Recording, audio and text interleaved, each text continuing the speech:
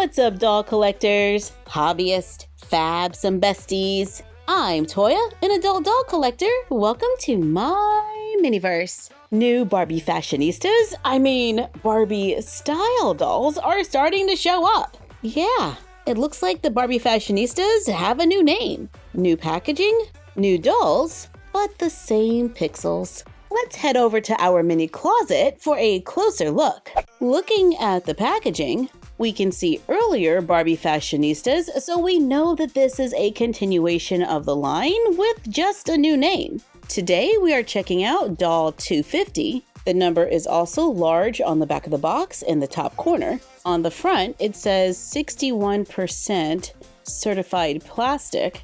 The fine print says doll, excludes head, hair, accessories.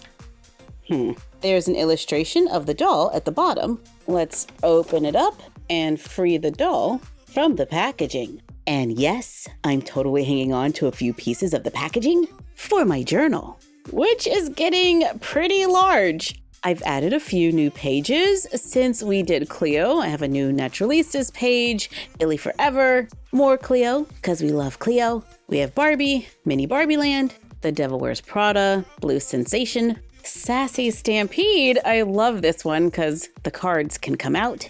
Then I just made a Moana page this morning, and we'll just hang on to this one until we have more.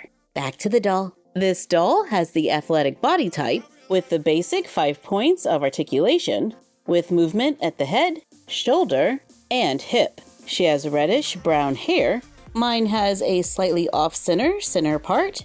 The hair has a light curl on the ends, but might need a little attention out of the box. She has thick brown eyebrows, brown eyes, and a red lip color.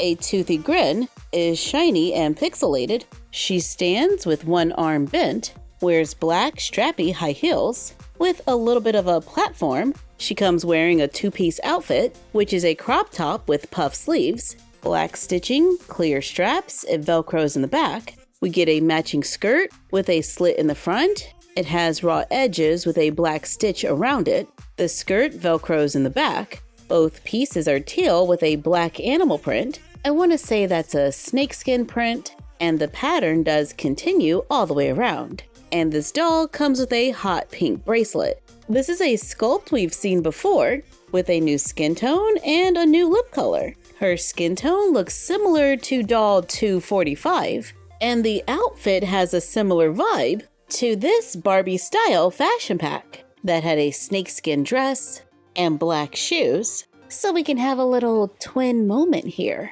Speaking of fashion packs, I want to turn this one into something for Barbie. I bought this fashion pack a while ago for $5 and some change. It fits Ken. Here it is on a slim Ken. We get a cardigan with a printed knit texture, printed buttons, faux denim shorts with an elastic waistband, a few stitched details, and sunglasses. I really like the vibe of this set, but all the details are printed, even the buttons. So I thought, why don't we add a few details? Here's a white t-shirt that I've been cutting up. I cut a long strip of the collar. I mixed acrylic paint and water because that's what I have. And we're just gonna try to tint it a little, allow it to dry. The color looks pretty close. Starting at the back of the neck, I'm gonna place it on the cardigan, lining the raw edge with the edge of the cardigan. Sew them together using a needle and thread or a sewing machine, making sure that we sew past the purple part so we can replace it with real texture. And I took the trim around the neck and around the bottom of the sweater. I like that. I bought these tiny little buttons. They're 1/8 of an inch or 3 millimeters. I'm using my beading needle to sew them on, and that's looking so much better than printed. I used some of the leftover collar from the t-shirt to add cuffs to the bottom of the sleeves, and I'm using a back stitch to sew them on. I trimmed off the elastic that was there without cutting the seam, and then we can just flip it over to add some matching cuffs. To sew the cuffs on, I took a small leftover piece of the collar, and we're gonna open it up, and we're gonna match up the ends so that it can still stretch that way. I use a needle and thread, and I'm going to sew across this edge with a straight stitch. When I get to the end, we're going to open the top and fold it over just halfway, matching up the raw edges. Making a little tube. Place the tube over the sleeve, lining up the seams. The raw edge should be facing the end of the sleeve. Then sew them together using a back stitch, making sure I am under the elastic. And I should really be doing this on a spare doll so I don't scratch up my good doll. Once sewn, I carefully cut away the elastic, avoiding the seam. Then, like before, we can just flip it over to give this fashion pack cardigan a little upgrade. I have a second cardigan. I like the knit print and the colors, so let's make something fun for summer. Let's flip it inside out.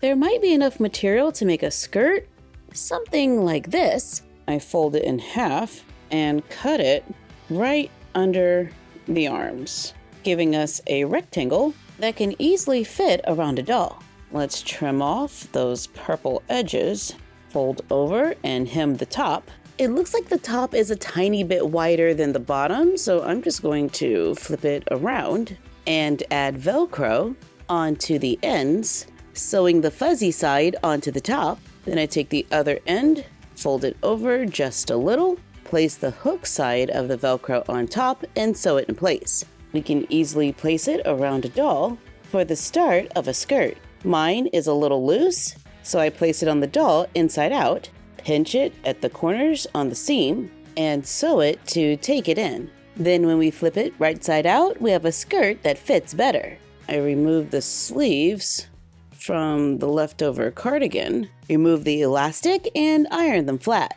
I use tissue paper to trace the sculpted undies on the doll to make a pattern. It looks like I'll be able to cut the front out of the top of the back of the cardigan. Yeah, that'll fit. I cut out the two pieces, lay them good side to good side, sew across the bottom, open it up, and hem the edges. I made my seam allowance a little too thin, so I'm sewing it all by hand using a back stitch. With the good side facing up, fold it in half and sew the sides. To make undies or a bathing suit bottom, take the last sleeve, trim the top, fold over and hem all the edges. Starting with the top and bottom, the top should be slightly wider than the bottom. I tinted some white elastic lavender using acrylic paint and water just like before. I place the fabric onto the doll, then measure the elastic to the doll's back. I cut 3 pieces and I'm going to stitch them to the front of one side, then stretch them across to the other side and sew in place, connecting the 2 sides. Then we're just going to flip it right side out, then hem the sides to make a backless faux knit top. Let's pinch and sew it in the center to look similar to the Barbie X Edikted top. We can use this as a bathing suit for summer. I wish I was a little neater on the hip, so I'm going to take some matching embroidery floss. I braided it and then made bows to sew onto the sides to help cover up my mistakes. And I think it gives it more of a bathing suit vibe. If we really want to look like that Barbie X Edikted outfit, then we can pair the top with the skirt that we made earlier. Then grab some mini brands, like Mini Fashion, and find a purse.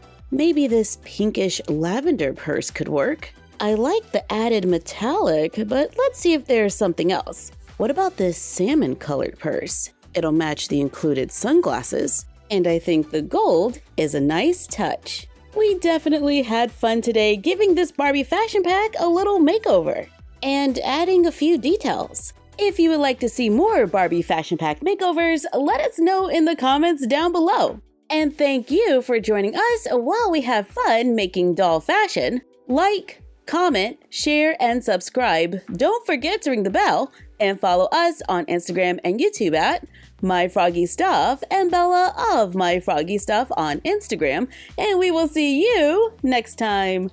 Bye!